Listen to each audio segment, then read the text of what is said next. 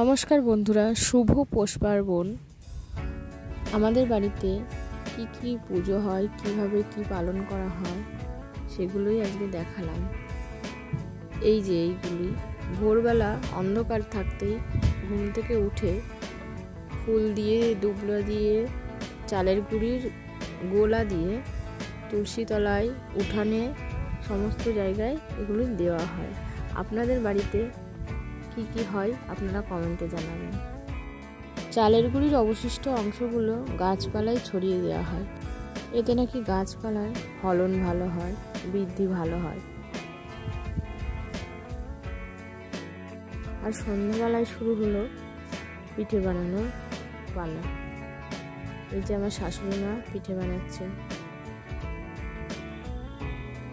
নারকেল, চালের গুঁড়ি, গোলা দিয়ে, গুড় দিয়ে তেলের উপরে এই পিঠেটাকে বলে পাটিসাপটা পিঠে। আমার শাশুড়ি মা খুব সুন্দর পিঠে বানান। সব রকমের পিঠে, পায়েস করতে খুব ভালো পারেন।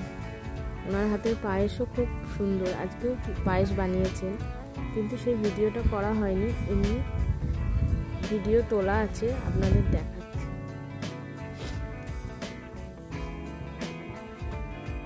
আপনারা যদি না জানেন এই পাটিসাপটা পিঠে কীভাবে বানাতে হয়, তাহলে কমেন্টে জানাবেন, আমি রেসিপি শেয়ার করব আপনাদের সঙ্গে।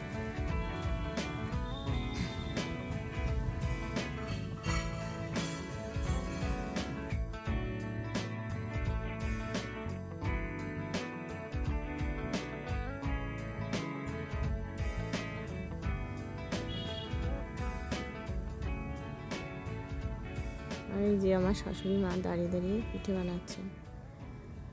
এই যে আমাদের বাড়িতে এই পিঠেগুলি হয়েছে, পায়েস, তেলের পিঠে এবং পাটিসাপটা পিঠে।